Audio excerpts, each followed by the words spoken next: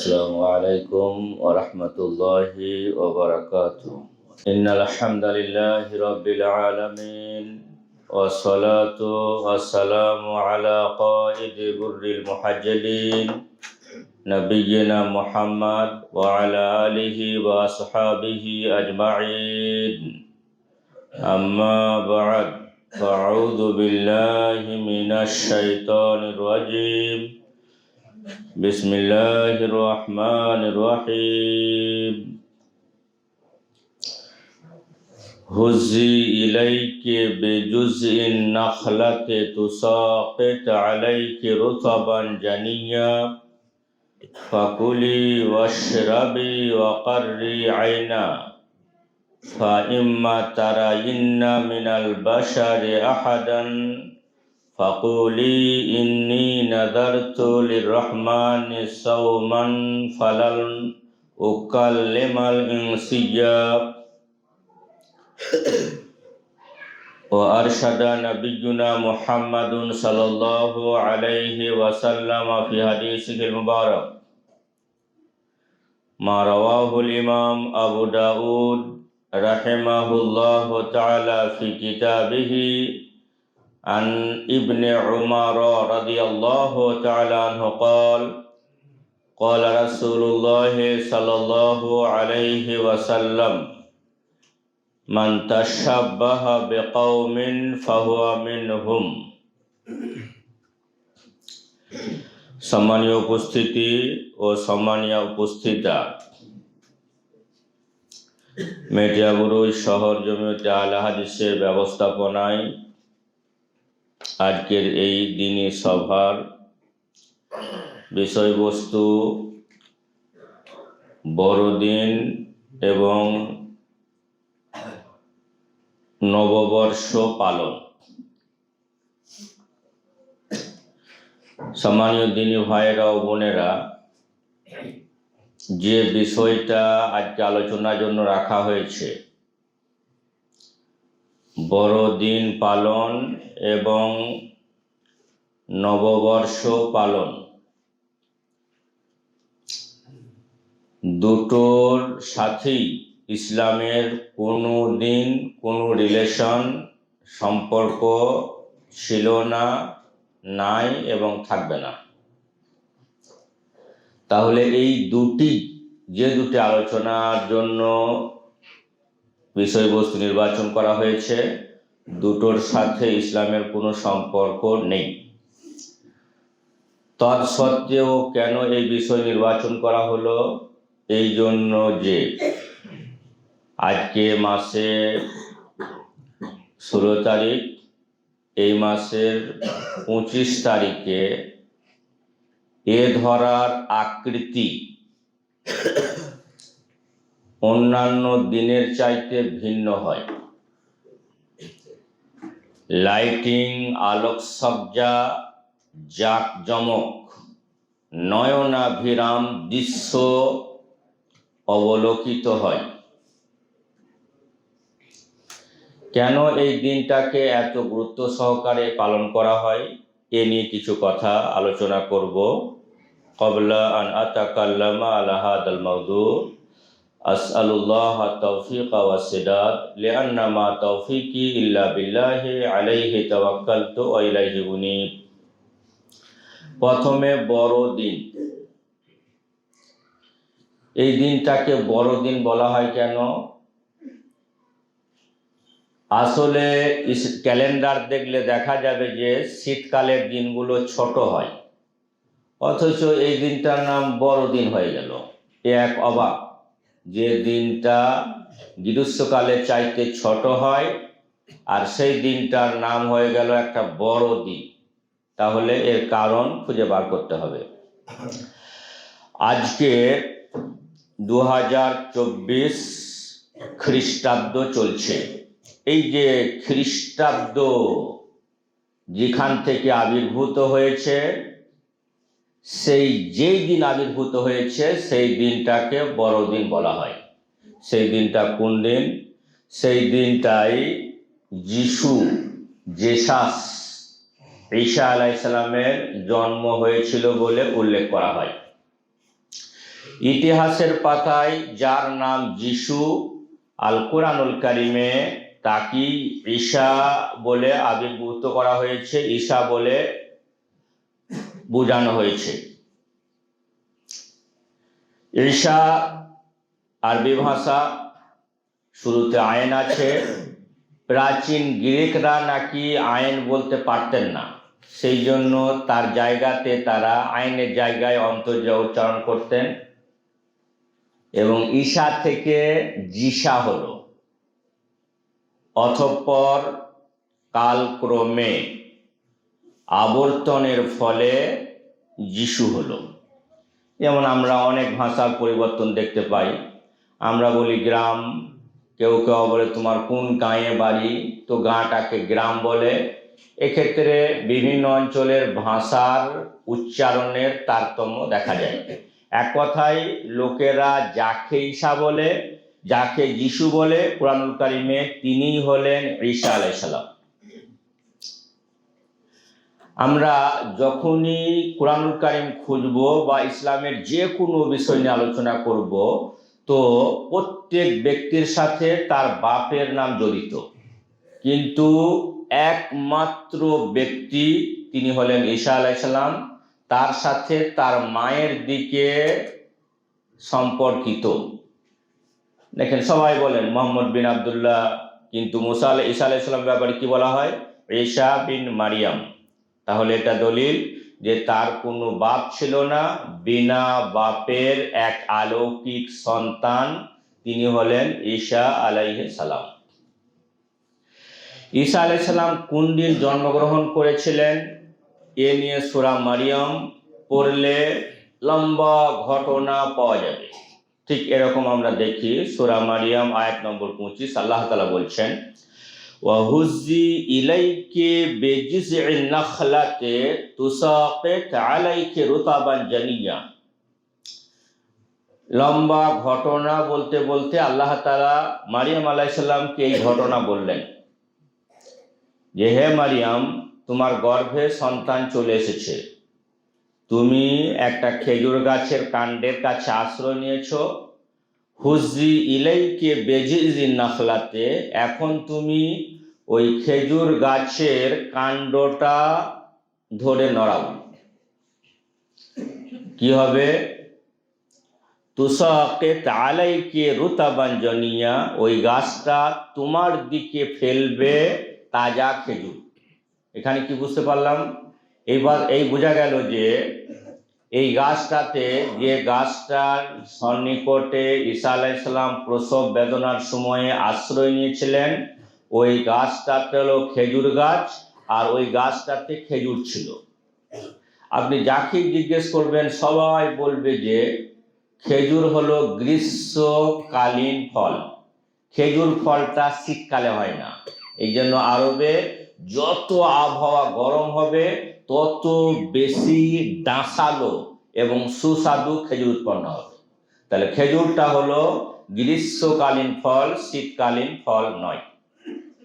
তাহলে ঈসা আলাইহিস সালামের জন্মদিন পালন করা হচ্ছে 25শে ডিসেম্বর, অর্থাৎ শীতকালে।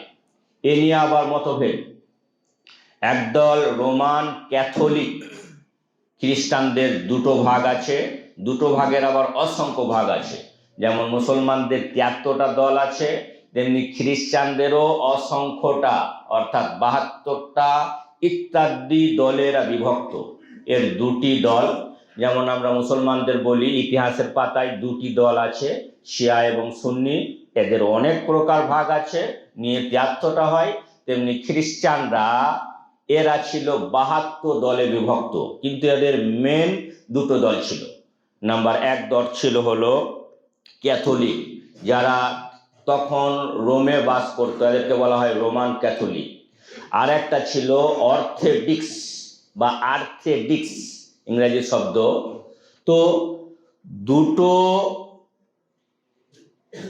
দলের ঈসা আলাইহিস সালাম কোন দিন জন্মগ্রহণ করেছিলেন তা নিয়ে ভিন্ন মত পোষণ করেছেন। রোমান ক্যাথলিকরা বলেন যে এই 25শে ডিসেম্বর হযরত ঈসা আলাইহিস সালামের জন্ম হয়েছিল, কিন্তু অর্থোডক্স খ্রিস্টান যারা আছে তারা বলেন যে ঈসা আলাইহিস সালামের জন্ম 25শে ডিসেম্বর নয়, বরং সেটা ছিল 7ই জানুয়ারি। এখানে কি বোঝাতে চাইলাম যে তাদেরই মধ্যে আপোষে ঠিক নাই যে ঈসা আলাইহিস সালামের জন্ম কোন দিনে হয়েছিল। ঠিক আমাদের মতো, আমরা যেমন মুসলিম ভাবি যে আমাদের রসুল মুহাম্মদ সাল্লাল্লাহু আলাইহি সাল্লাম জন্মেছিলেন 12ই রবিউল আউয়ালে। যখন আপনি ইতিহাসের পাতা উল্টাতে যাবেন তখন আপনি দেখবেন হাজারো মত।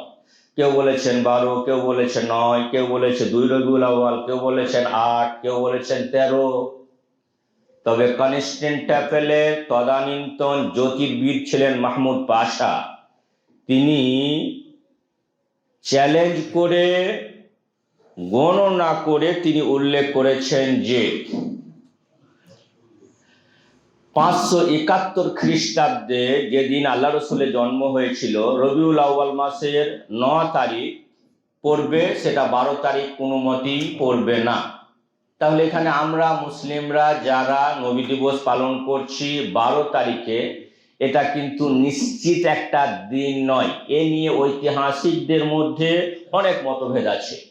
কেন জন্ম তারিখ নিয়ে মতভেদ হয়, মৃত্যু তারিখ নিয়ে অত মতভেদ থাকে না কেন? এই শিশুটা জন্মগ্রহণ করেছে, কে জানতো যে পরবর্তীতে এই শিশুটা এক মহান ব্যক্তি হবে? এ কথা কেউ জানতো না, এ কথা কেউ জানতো না। ফলে জন্ম তারিখ নিয়ে ভিন্ন মত হওয়াটাই স্বাভাবিক। তেমনি যিশুর ক্ষেত্রে, ঈসা আলাইহিস সালামের ক্ষেত্রেও জন্ম তারিখ নিয়ে মতভেদ হওয়াটাই স্বাভাবিক।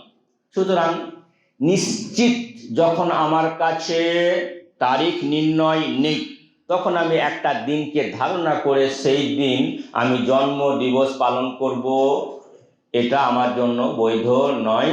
কারণ শরীয়তে ইবাদত করতে গেলে কি থাকতে হবে? আল ইয়াকিন, দৃঢ় থাকতে হবে। আমি এক আল্লাহর ইবাদত করছি, এ ব্যতি রেখে আর কারো ইবাদত করছি না। যদি ইবাদতের ক্ষেত্রে ইয়াকিন না থাকে, সেই ইবাদত গ্রহণযোগ্য নয়। তাহলে আমরা অনুমানিক বা অনুমান করে আমরা একটা দিন নিয়ে নিলাম, অতঃপর আমরা সেই দিন কি করলাম? সেই দিন উৎসব পালন করলাম এবং ধর্মের নামে চালিয়ে দিলাম। এটা ধর্মকে অবমাননা হবে। যে যাই বলুক না কেন যে আমরা ঈসা আলাইহিস সালামের অনুসারী বা আমরা খ্রিস্টান ধর্মের অনুসারী, এটা অপরে ভিতরে দেখলে দেখা যাবে যে ফাঁকা। ঠিক এরকম আপনি যদি হিন্দু পণ্ডিতদের সাথে কথা বলেন, দেখবেন যে বর্তমানে যারা নিজেদেরকে হিন্দু বলে দাবি করে, তারা নিজেরাই হিন্দু ধর্মের গ্রন্থ পড়ে না, হিন্দু ধর্ম কি জিনিস তাও জানে না, বরং তারা পরম্পরায় এটাকে তারা পালন করছে। ঠিক আমাদেরই সেই রকমই হলো, পরম্পরায় এরা পালন করতে লাগলো। কখন থেকে এই বড়দিন পালন হলো? যখন ক্রুসেড হলো। ক্রুসেড বলা হয় ধর্মযুদ্ধকে, যেমন আমাদের ভারতে খানিকটা আঁচ পাওয়া গেলেও যেতে পারে। ক্রুসেড বলা হয় ধর্মযুদ্ধকে। জেরুজালেম এটা হলো পবিত্র ভূমি, কারণ এখানে ঈসা আলাইহিস সালাম জন্মগ্রহণ করেছিলেন, আবার তিনি এখানেই অবতরণ করবেন। সুতরাং এইটা হলো পবিত্র ভূমি। এই জায়গাটা কার অধীনে থাকবে, এই নিয়ে সমগ্র খ্রিস্টান এক হয়ে মধ্যপ্রাচ্যের এবং প্রাচ্যের মুসলমানদের উপরে আক্রমণ করেছিল। এটা ইতিহাসের পাতায় ক্রুসেড বলা হয়। যখন ওরা আক্রমণ করেছিল, তখন দেখলো যে তারা একটা দিনকে নির্ধারণ করে সেই দিনে ঈসা আলাইহিস সালামের জন্মদিন বলে তারা চালিয়ে দিল। সেটা ছিল 25শে ডিসেম্বর, যেটার সাথে শরীয়তের কোনো সম্পর্ক নেই। তাহলে এখানে আমি কি বোঝাতে চাইছি যে কুরআনুল কারিমে আল্লাহ তাআলা সূরা মারিয়াম আয়াত নম্বর 25-এ বলেন, ওহুজি ইলাইকি বিজিযইন নাখলাতে তুসাকিত আলাইকি রুতাবান জানিয়া। হে মারিয়াম, তুমি কি করো? তুমি তোমার খেজুর গাছটাকে নড়াও, খেজুর গাছ থেকে তাজা খেজুর পড়বে, তুমি ওই খেজুর খাবে এবং তুমি তার ঝর্ণা পানি পান করবে। কোনো ব্যক্তির সাথে তুমি কথা বলবে না। এখানে বোঝা গেল যে গাছটাতে খেজুর ছিল, তাহলে এটা গ্রীষ্মকালীন কোন সময় ঈসা আলাইহিস সালামের জন্ম, এ কথাই আর তাহকিক গবেষণামূলক কথা হলো এটাই যে ঈসা আলাইহিস সালামের জন্ম শীতকালীন হয়নি, বরং সেটা গ্রীষ্মকালীন হয়েছে। কারণ কোরআন এমন একটা কিতাব, আকাশের নিচে যত কিতাব আছে, সেটা ধর্মগ্রন্থ হোক বা যে কোনো লেখকের হোক না কেন, কোনো কিতাবে আপনি এই কথাটা পাবেন না। আল্লাহ তাআলা সূরা বাকারা 2 নম্বর আয়াতে বলছেন, যালিকাল কিতাবু লা রাইবা ফীহ, এটা এমন গ্রন্থ যে গ্রন্থে বিন্দুমাত্রের সন্দেহের কোনো অবকাশ নেই। আর এই চ্যালেঞ্জ কিয়ামত পর্যন্ত আছে যে কুরআনুল কারীমের একটাও হরফ সংযোজন হয়নি, হবে না, বিয়োজন হয়নি, হবে না। সে গ্রন্থে ঈসা আলাইহিস সালামের জন্মের কথা উল্লেখ করে আল্লাহ তাআলা বলেন ওই গাছটাতে খেজুর ছিল, সুতরাং ওটা গ্রীষ্মকালীন কোনো একটা সময় হবে, শীতকালীন হবে বলে কুরআনুল কারীম মানে না। সুতরাং আমাদের বিশ্বাস বড়দিন যেদিন ওরা পালন করে, আমরাও মুসলিমরা তাদের দেখা দেখি তাদের সাথে পালন করি। কেউ কেউ বলেন যে ধর্ম যার যার, উৎসব সবার। যারা এ কথা বলে তাদের জন্য এই হাদিস সুনানে আবু দাউদে আল্লাহ রাসূল সাল্লাল্লাহু আলাইহি সাল্লাম বলেন, মান তাশাব্বাহা বিকাউমিন ফাহুয়া মিনহুম, যে যে জাতির অনুকরণ করবে সে সেই জাতির মধ্যে। যদিও একটাও ধর্মীয় আচার পালন করে, একটাও ধর্মীয় আচার পালন করে, কারণ ইসলাম এমন একটা ধর্ম যেটা মুহাম্মদ সাল্লাল্লাহু আলাইহি সাল্লাম বলেছেন সেটা কি মানতে হবে, এ ব্যতি রেখে একটু কমানো যাবে না, একটু বাড়ানো যাবে না। কেন যাবে না? এই জন্য যে তিনি নিজের কাছ থেকে কিছু বলতেন না, যা তার কাছে ওয়াহী হতো তিনি সে কথাটাই আমাদেরকে বলতেন। একদিন মহিলারা আল্লাহ রাসূল সাল্লাল্লাহু আলাইহি ওয়াসাল্লামের কাছে এলেন, বললেন, ইয়া রাসূলুল্লাহ, যাহাবাতির রিজালু বিহাদিসি, পুরুষরা তো আপনার কাছে হাদিস নিয়ে চলে যাচ্ছে, মানে পুরুষদেরকে আপনি হাদিস বলছেন। আজকাল আলহামদুলিল্লাহ মাইকের সিস্টেম, যে আমার আওয়াজটা অপরে পর্দাতে মহিলারা আছেন তারা যথাযথভাবে শুনতে পাচ্ছেন। কিন্তু আল্লাহ রাসূল সাল্লাল্লাহু আলাইহি সাল্লামের যুগে ঠিক ধরে নিন যে মোটামুটি 1,24,000, 44,000, 1,00,000+ সাহাবা আছেন। তিনি এখানে যদি কোনো কথা বলেন, অত দূরে কথা শোনানোটা কঠিন। এই জন্য পুরুষরা কাছে বসতেন, তারা শুনতে পেতেন, আর মহিলারা পিছনে বসতেন, তারা শুনতে পেতেন না। মহিলারা এসে বললেন, ইয়া রাসূলুল্লাহ, ইজআল লানা কামা লাহুম, ইজআল লানা ইয়াওমান কামা লাহুম ইয়াওমুন, আপনি আমাদের জন্য একটা দিন নির্ধারণ করুন, যেমন আপনি তাদের জন্য একটা দিন নির্ধারণ করেছেন। অতঃপর তিনি কি বললেন, তুআল্লিমুনা বিমা আল্লামাকা আল্লাহ, আপনি আমাদেরকে শিখাবেন ওই কথা যা আল্লাহ তাআলা আপনাকে শিখিয়েছেন। এখানে কি বুঝতে পারলাম? আপনার ব্যক্তিগত কথা আমরা শুনতে চাই না। কে বলছেন? আল্লাহ রসুল কি মহিলা সাহাবারা রসুল সাল্লাল্লাহু আলাইহি ওয়াসাল্লামকে বলছেন, আপনার ব্যক্তিগত কথা আমরা শুনতে চাই না, আপনার রব আপনাকে যা শিখিয়েছেন আপনি আমাকে তাই বলবেন। তাহলে এখানে কি বুঝতে পারলাম? এই জন্য আমাদেরকে ইসলামের নিয়মগুলো মানতে হলে পরখ করে যাচাই করে দেখে নিতে হবে যে এর সাথে ইসলামের কোনো রিলেশন রয়েছে কিনা, কোনো সম্পর্ক রয়েছে কিনা। তো ঈসা আলাইহিস সালামের জন্মদিনে আমরা একটা মেসেজ করে থাকি। সেই মেসেজটা কি? সেটা হলো মেরি খ্রিস্টমাস ডে। এর বাংলা অর্থ কি? প্রভু যিশুর জন্মদিনের অভিবাদন, অথবা এর অর্থ হতে পারে প্রভুর পুত্র যিশুর জন্মদিনের অভিবাদন। তাহলে এখানে কি বোঝা গেল যে আমরা যদি এই মেসেজ করি, এর অর্থ দাঁড়ালো যে তিনি আল্লাহ। নাউযু বিল্লাহি মিন যালিক। তিনি স্বয়ং বলছেন, ক্বালাল মাসীহ, অর্থাৎ ঈসা আলাইহিস সালাম বলছেন। এখানে ঈসা আলাইহিস সালাম কি বলা হয়? মাসীহ। যদি আপনি হাদিস কোরআনের পাতা খুঁজেন দুইজন ব্যক্তিকে পাবেন যাদের জন্য আল মাসিহ শব্দটা উচ্চারণ করা হয়েছে। এর মধ্যে একজন হলো কাফের, তিনি হলেন মাসিহুদ দাজ্জাল। এদেরকে মাসিহ একটা আরবি শব্দ, এর মানে হলো অতি বেশি ভ্রমণকারী। এরা দুজন কি করবেন? গোটা বিশ্বটা ভ্রমণ করবেন। এক দাজ্জাল ভ্রমণ করবেন, তারপরে ঈসা আলাইহিস সালাম আসবেন। তিনি বিভিন্ন কথা উল্লেখ করেছেন, তবে আমাদের তাহকিকে যেটা মনে হয়েছে সেটা যে হযরত ঈসা আলাইহিস সালাম তিনি পৃথিবীতে 40 বছর থাকবেন।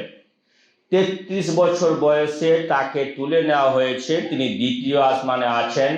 সহিহ বুখারীর কদিন আগেই পড়ানো হাদিস, আল্লাহ রাসূল সাল্লাল্লাহু আলাইহি ওয়াসাল্লাম যখন মিরাজে গেলেন, দ্বিতীয় আসমানে দু ভাইকে একসাথে দেখলেন। দু ভাইকে ছিল ইয়াহইয়া আলাইহিস সালাম এবং ঈসা আলাইহিস সালাম। এরা আপসে খালাতো ভাই ছিলেন। তো তারা দুজনকে আল্লাহ রাসূল সাল্লাল্লাহু আলাইহি ওয়াসাল্লাম তাকে দ্বিতীয় আসমানে দেখলেন, অর্থাৎ দ্বিতীয় আসমানে তিনি আছেন। তোকে উঠিয়ে নেওয়া হয়েছিল 33 বছর বয়সে। অতঃপর তিনি পৃথিবীতে এসে 7 বছর থাকবেন। এই 7 বছরে তিনি গোটা পৃথিবীটাকে প্রদক্ষিণ করবেন। আল্লাহ তাআলা তাকে আবার পৃথিবীতে পাঠাবেন। কেন পাঠাবেন? এই জন্য তিনি বলেছেন, উ'বুদুল্লাহা রাব্বি ওয়া রাব্বুকুম। আমরা যে যিশুকে প্রভু বলে মানি, অথবা যে যিশুকে প্রভুর পুত্র বলে মানি, এখানে কি বুঝতে পারলাম? তদানীন্তন 3 ধরনের খ্রিস্টান বাস করত, বর্তমানে 2 ধরনের খ্রিস্টান বাস করে। আল্লাহ রাসূল সাল্লাল্লাহু আলাইহি ওয়াসাল্লামের যুগে 3 ধরনের খ্রিস্টান বাস করত। হযরত ইবনে আব্বাস রাদিয়াল্লাহু আনহু সে কথা ব্যক্ত করেছেন। একদল খ্রিস্টান মনে করত ঈসা ইবনুল্লাহ, যে ঈসা আল্লাহর বেটা। একদল খ্রিস্টান মনে করত সালেসু সালাসাতিন, অর্থাৎ তৃতীয়বাদ, মানে ঈসা, তার মা মারিয়াম এবং আল্লাহ 3 জনে মিলে একত্রে আল্লাহ বলে বিশ্বাস করত। আর একদল লোক বিশ্বাস করত, যাদেরকে বলা হয় কোরআনের ভাষাতে হাওয়ারি। তারা বলতেন ঈসা আলাইহিস সালাম নবী এবং আল্লাহর নবী, আল্লাহর রাসূল এবং আল্লাহর বান্দা বলতেন। এই প্রথম। এই তৃতীয় দলটি এখন আর পৃথিবীতে নেই। তৃতীয় দলটি অর্থাৎ ঈসা আলাইহিস সালামকে যারাই আল্লাহর রাসূল এবং আল্লাহর দাস বলে মানে, এরা সকলেই মুহাম্মদ সাল্লাল্লাহু আলাইহি সাল্লামকে নবী বলে মানেন। সুতরাং এরা আর নেই। এখন পৃথিবীতে 2 ধরনের খ্রিস্টান পাওয়া যায়। এবং অবাক লাগবে যে বর্তমান বিশ্বে যদি 750 কোটি মানুষ বাস করে, এর মধ্যে সর্বাধিক বেশি এই খ্রিস্ট ধর্মের অনুসারীরা বাস করে। পৃথিবীতে সবচাইতে বেশি কোন ধর্মের লোক এখন বাস করছে? এই ধর্মের লোক, অর্থাৎ খ্রিস্টান ধর্মের লোক, যাদের সম্পূর্ণ বিশ্বাসটা কল্পনার উপরে দাঁড়িয়ে আছে।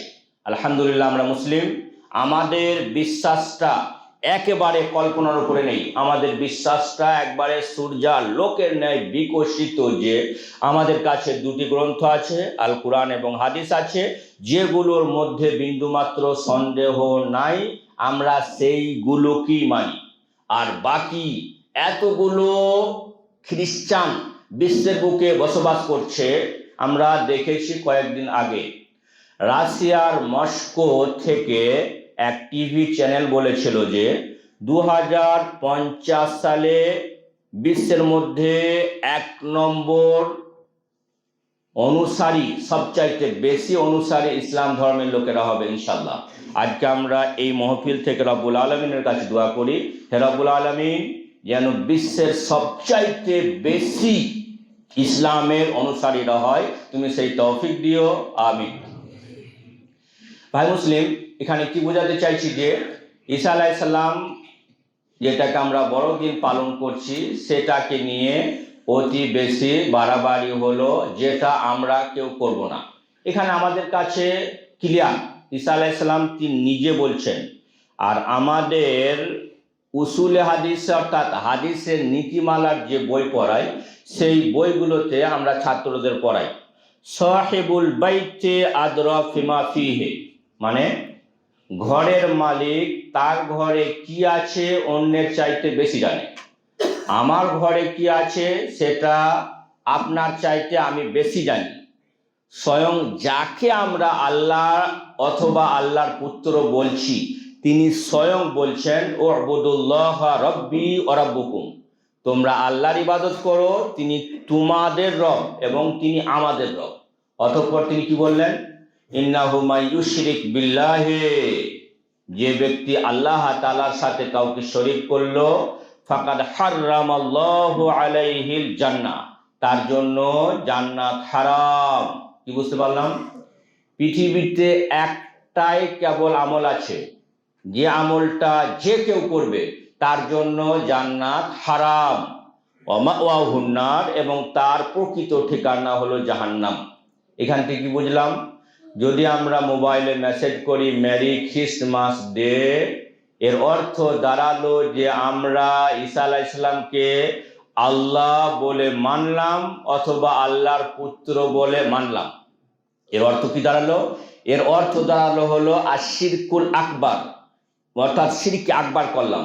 যদি কোনো ব্যক্তি শিরকে আকবার করেন, দুটো জিনিস, পূর্বে সে যত আমল করেছিল সব আমল বাতিল, দ্বিতীয়ত তার জন্য তার ঠিকানা হলো জাহান্নাম, জান্নাত তার জন্য হারাম করা হয়েছে।